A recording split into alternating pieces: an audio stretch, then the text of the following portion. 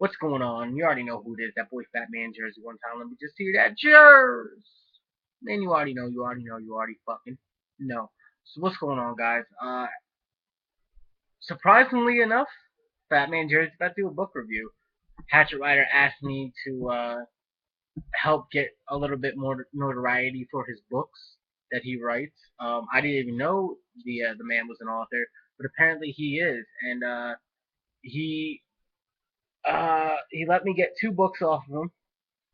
For anybody who's interested in these books, hit Hatchet Rider up. He sells them for $5 to $10 a piece. He will email them to you, or get I'm not sure if he's got any like soft copy, hard copy things, but I know he definitely sends them to you. And he wanted me to give my opinion of them. Now I haven't gotten to the second book yet, but I have read through. I think I'm maybe a paragraph away from finishing it. But the book is called Gross Pay, and I, the title of it, to start out, the title of it, as you read on through the book, you can definitely see where the title comes in. I mean, it's a movie, or not a movie, but it is a book about this man Logan Steele, which I'll get into the name a little bit in a little bit.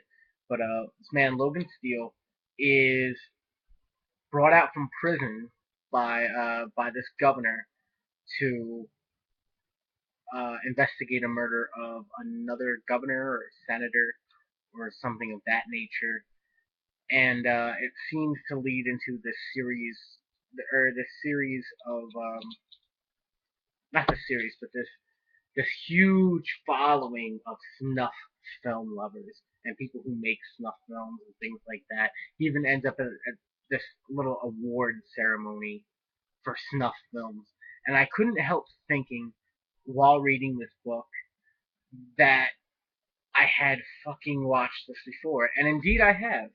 I believe Nicolas Cage did a movie. It may have been called Memento. I'm not sure. I think I'm wrong with that. But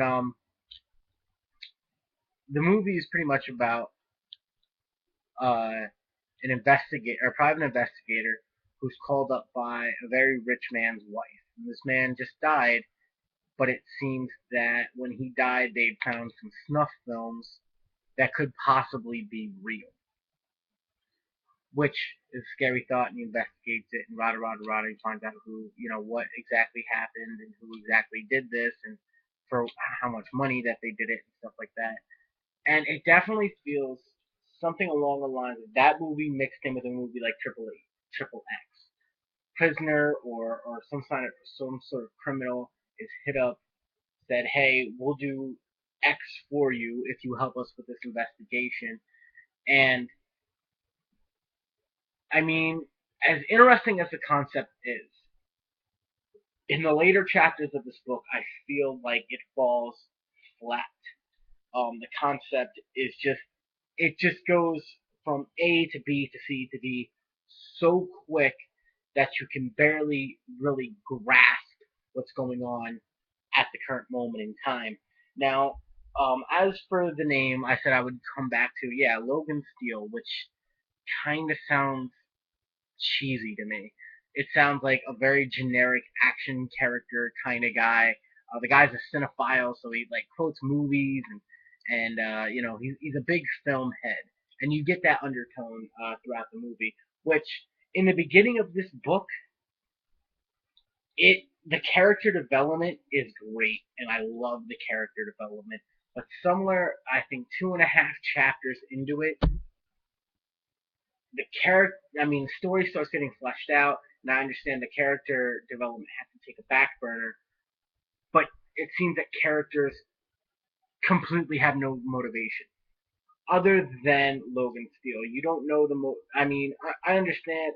It's a snuff film business, so the money behind it is pretty fucking crazy, and you do get character development with Logan Steele's female that he runs into, codename, by the name of Fox, and the detective he's working with, Cassidy, generally has like almost no character development whatsoever. He's got a little, really, really tiny bit, and it shows. And when he does, when Hatchet Rider does do this, it is pretty cool, and it's nice to get into the minds of these characters. But overall, it does end up becoming flat, becoming a little bit, you know, hyper backburner style, and it just overall the product feels rushed. Like I said, it feels like it's going to A to B to C to D so fast that you can't grasp onto what's actually going on. The main action scene in the fourth chapter goes by so quick. It doesn't feel like, Logan Steele would give in so easily. And around also chapter 4, there's a major main character death that I think could have been put off into to a later chapter. This book could have been so much longer, but it's only 6 chapters, and it's more of a mini story than a real book. I think. I would definitely pay $5 for a mini story. I think $5 is a fair price for it. Hatchet Rider talked about it, but I like this book. I like it a lot at the beginning, and it really drew me in. But where it dropped off is they give Logan character development. He's a cinephile. He likes to smoke. He likes to drink. He likes his chicks a certain way. He likes his beer cold and his whiskey nice and warm and toasty, and that's all good and fine and dandy. But where it comes into later parts of the book during the action scenes, they never fledge out how exactly is Logan doing this. Was he trained in some way? Is he ex-military? Is he this or that? I mean, he talks a lot about the Occupy movement, which was I think was very nice the way that Ryda twisted the Occupy movement into it and gave a little bit more depth to Logan, so he's not just this big badass prisoner action hero kind of guy. But at the same time, how is he able to perform all these feats that he's doing? I mean, he's firing MP5s, he's crouching under cars, he's fucking getting into different trucks, ramming them, jumping onto roofs, using audio video surveillance things, a lot of secret agency type stuff, which is another part that drew me into the book because I'm a huge secret agent espionage fan, and this is definitely a espionage. It kind of feels like Jason Bourne, but then I remember, oh wait, it's like Triple X. So I mean, the first Triple X was great. I don't like the second one at all. Except for Willem Dafoe, because Willem Dafoe's the shit. But I'm getting off topic. Um, but yeah, like I said, in the fourth chapter, you pretty much find out who's one of the main backers of this snuff film industry, and he's dead. As quick as you find out, he's dead, and Logan pretty much gets out of the entire thing unscathed. And even an action hero, even if he does this, look at Dennis Quaid. He finds out exactly, Casino Royale. He finds out everything. He gets his man, this and that. And what happens? He gets his fucking balls smacked as hard as shit for like 5 to 10 minutes. And that's an awesome scene. But Logan somehow pretty much comes out of the entire thing unscathed. Nobody can touch him, and that's when you start losing the relatability to the character. He's walking around pretty much for the most part god modded, isn't really touched. Nothing ever feels like a threat to him, and at a later point in the book, it just becomes like, ugh, he's a superhero. We get it. And that's what really draws away from the book. In the beginning of the book, you can relate to a lot of the characters and a lot of the feelings as they fledge out the characters more. But later on in the book, you lose relatability.